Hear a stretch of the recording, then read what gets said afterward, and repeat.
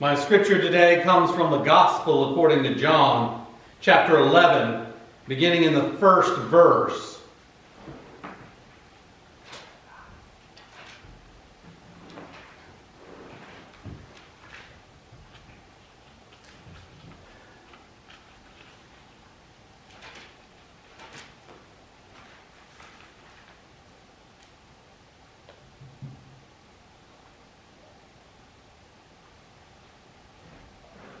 John chapter 11, verses 1 through 44.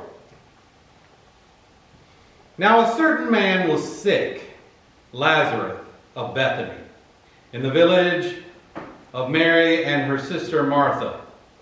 It was the Mary who anointed the Lord with ointment and wiped his feet with her hair, whose brother Lazarus was sick.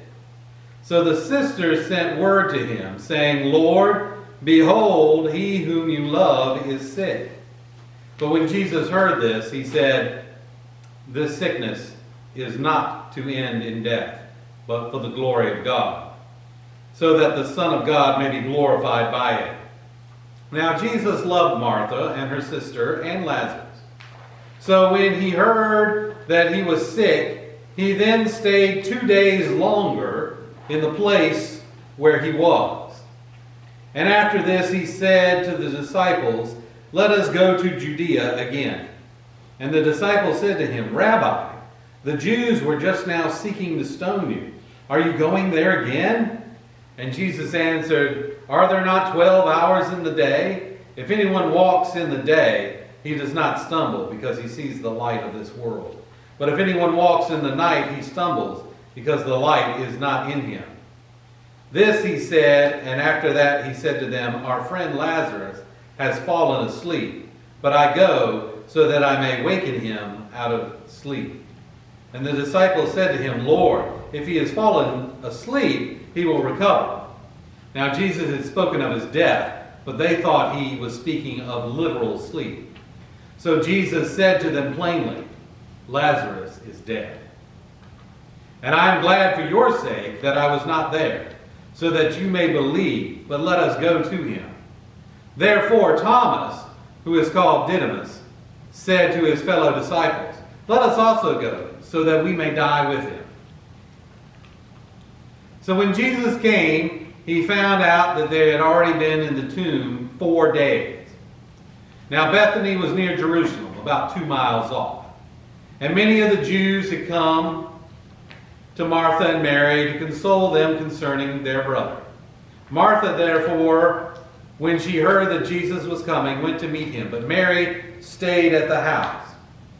Martha then said to Jesus, Lord, if you had been here, my brother would not have died. And even now I know that whatever you ask of God, God will give it to you. Jesus said to her, your brother will rise again. Martha said to him, I know that he will rise again in the resurrection on the last day. And Jesus said to her, I am the resurrection and the life. He who believes in me will live even if he dies. And everyone who lives and believes in me will never die. Do you believe this? She said to him, yes, Lord. I have believed that you are the Christ, the Son of God, even he who comes into the world. When she had said this, she went away and called Mary, her sister, saying secretly, the teacher is here, and he is calling for you. And when she heard it, she got up quickly and was coming to him. Now Jesus was not yet come into the village, but was still in the place where Martha met him. Then the Jews who were with her in the house, and consoling her when they saw Mary, got up quickly and went out. They followed her, supposing she was going to the tomb to weep there. Therefore, when Mary came where Jesus was, she saw him and fell at his feet, saying, Lord, if you had been here, my brother would not have died. When Jesus therefore saw her weeping, and the Jews who came with her also weeping, he was deeply moved in spirit and was troubled. And he said, where have you laid him? And they said to him, Lord, come and see. And Jesus wept. So the Jews were saying, see how he loved him. But some of them said, "Could not this man who opened the eyes of the blind have kept this man also from dying?" So Jesus, again, being deeply moved within, came to the tomb. Now it was a cave, and the stone was rolled against it. And Jesus said, "Remove the stone." But Martha, the sister of the deceased, said to him, "Lord, by this time there will be a stench, for he has been dead 4 days."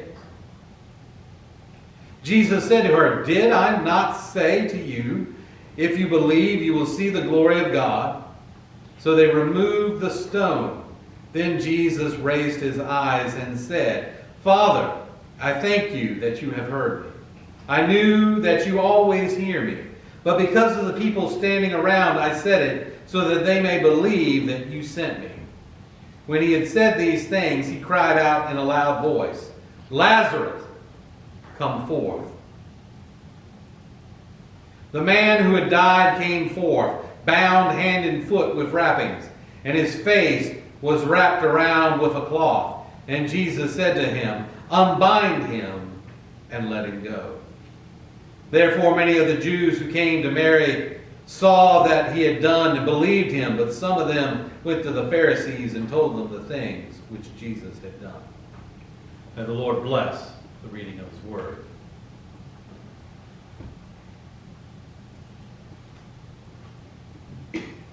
My sermon is entitled "The Resurrection Teaser Trailer."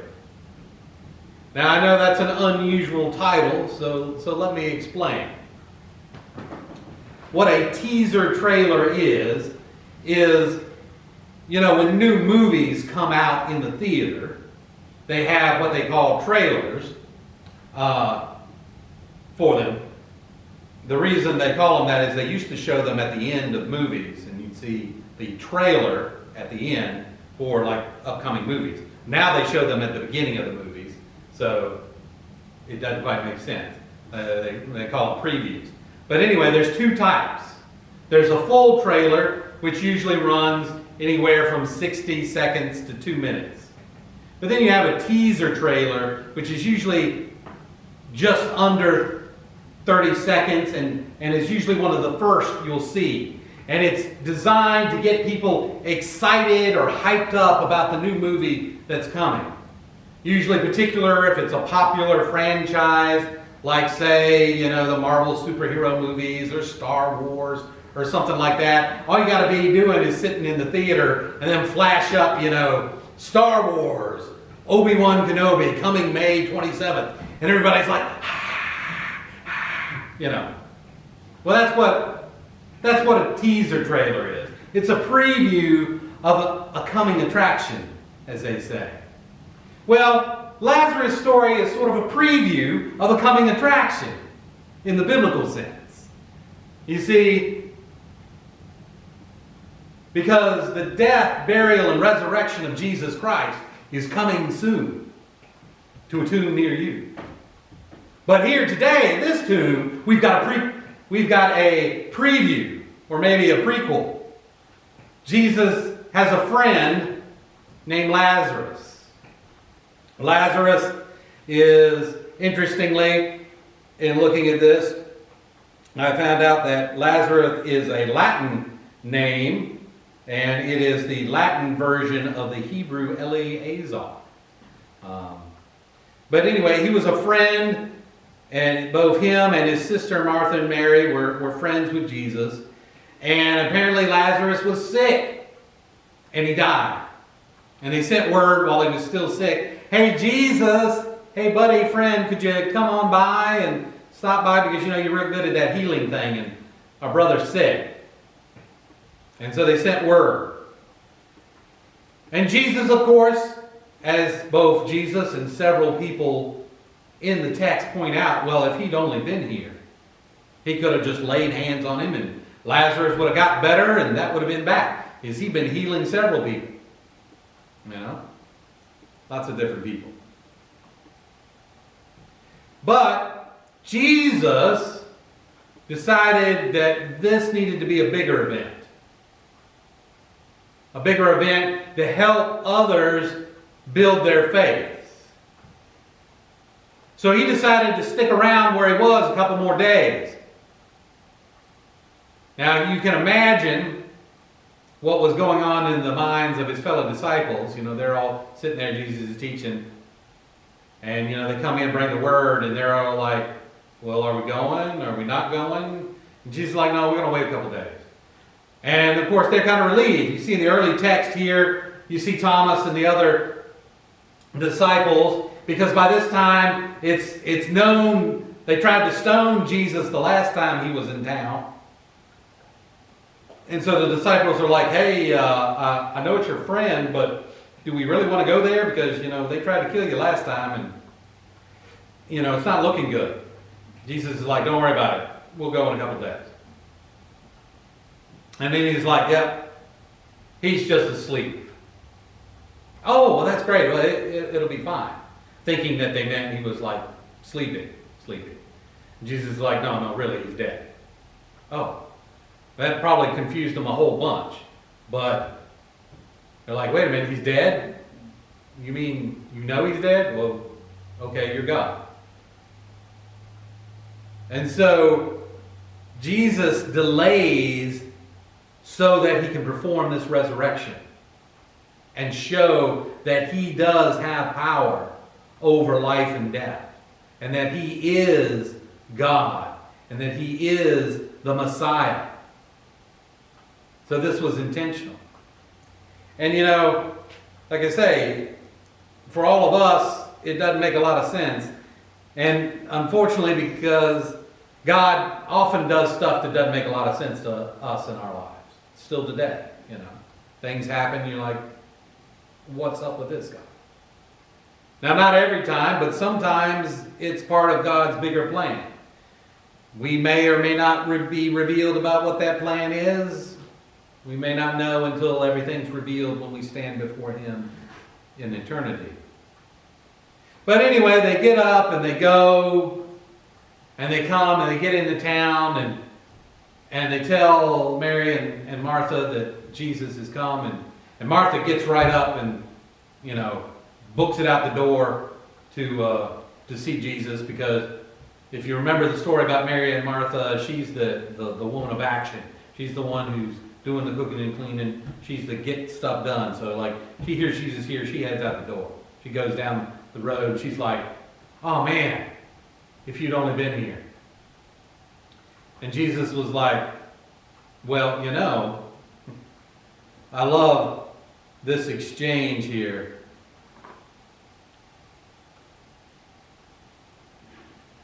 Lord, if you had been here, my brother would not have died. But even now I know that whatever you ask of God, God will give it to you. She's like, yeah, I wish you'd been here. You know, you could have laid hands on him and did. But you know, I know that God will give you whatever you want. Hint, hint, wink, wink. You know, didn't want to come out and say it, but she's kind of hoping. And isn't that all our hope?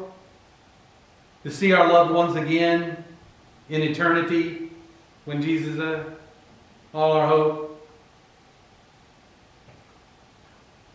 And Jesus said to her, your brother will rise again. Now, of course, she thought, and of course, Jesus is talking about, I'm going to do it right now. But what she heard was the usual thing. Oh, the normal pious thing to say. And she said, well, I know that he will rise again in the resurrection on the last day. Because even in their time period, they're believing for the end of time resurrection. And so, oh yeah, you know, it's the usual thing you say at the funeral. You still say, you know, or I just said a moment ago, we are looking forward to the resurrection at the end time. Yeah? And Jesus is like, oh, no. You don't get it. Jesus said to her, I am the resurrection and the life. He who believes in me will live even if he dies. And everyone who lives and believes in me will never die. Do you believe this? Jesus lays it on the table. First off, he uses the I am. The designation of God from Moses on the mountain. I am that I am. He's putting it all out on the table here. revealing who he is. I am the resurrection and the life. He who believes in me will live even though he dies. If you believe in Jesus Christ as Lord and Savior, you will live for eternity. And everyone who lives and believes in me will never die. Now, of course, from the last verse, he mentions, of course, we still may die physically. But he's talking about eternal life that begins now and goes forever. Your body will fall away. Don't worry, you'll get a new one at the end of time. But you're going to live forever if you believe in Jesus Christ. And then Martha makes the statement and recognition that he is God. She said to him, "Yes, Lord, I have believed that you are the Christ, the Son of God, even he who comes into the world." She has seen it and acknowledges it, even though later her faith will waver. And so then she goes and she gets her sister. Hey, Jesus is here. And so her sister gets up, goes out. Everybody's like, oh, she must be going down to the tomb to weep some more. It was a traditional thing.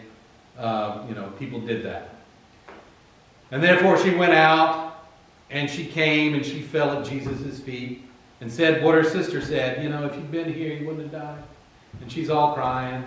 And then all the people were there, friends, family, maybe even some professional mourners, because that was a thing during this time period.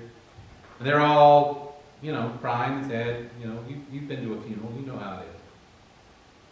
And Jesus saw, and he was deeply moved in his spirit, because he sees that we're under the affliction of sin and death.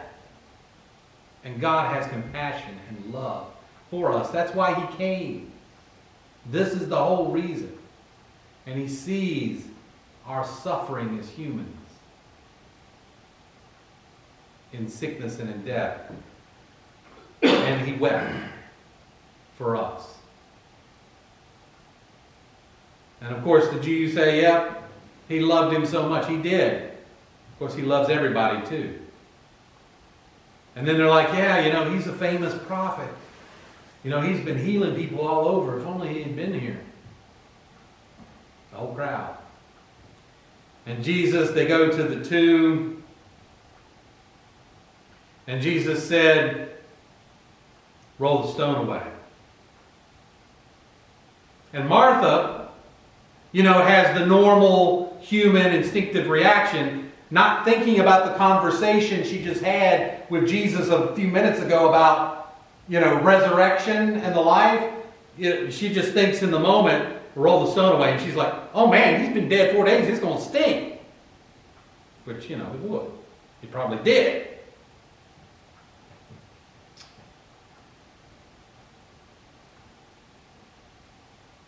Jesus told her, and Jesus is like, did I not say to you that if you believe, you will see the glory of God? He's like, didn't we just have this conversation a few minutes ago down the road? How quick we are to just, oh yeah, we believe. I don't know. Jesus, but he loves us anyway. He loves us anyway. And so then Jesus goes and he explains the whole thing. Then Jesus raised his eyes and said, Father, I thank you that you have heard me. I know that you always hear me, but because of the people standing around I said it, that they may believe that you sent me. He said, he's clear. I'm doing that. All of this is for them. So they'll understand who I am and that I have the power of life and death.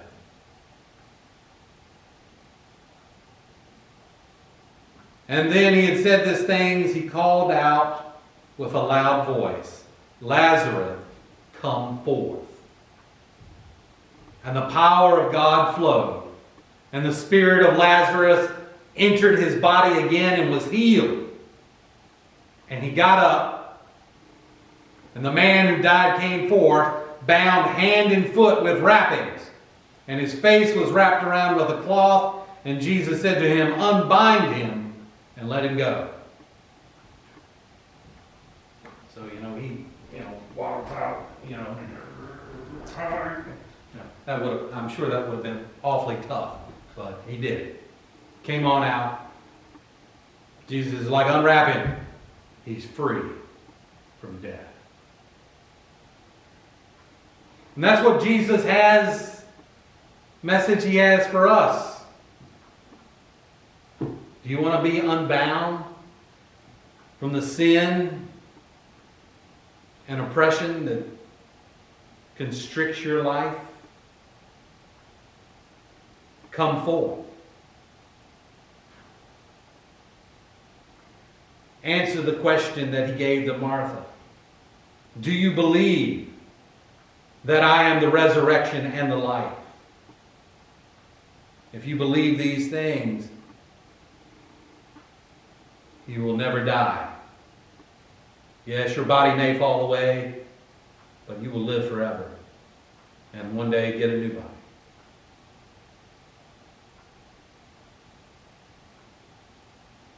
And this was just the prequel. Well, the main feature was coming later in just a week. He'd be in Jerusalem, celebrating a final meal with his disciples, which we are going to share here, the communion of the Lord's table. And then he would go on to face beatings, scourgings, to carry a physical cross, to be nailed to a cross, to have all the sin that ever was and will be poured out onto him, and to be placed in a tomb just like Lazarus. But then, a few days later, that stone rolls away, the curtain opens, and the new show is on. Because Jesus is back, and he's better than ever, as they would say in the movies. This is our feature presentation. Jesus, the resurrected. Let us go now to the Lord's table.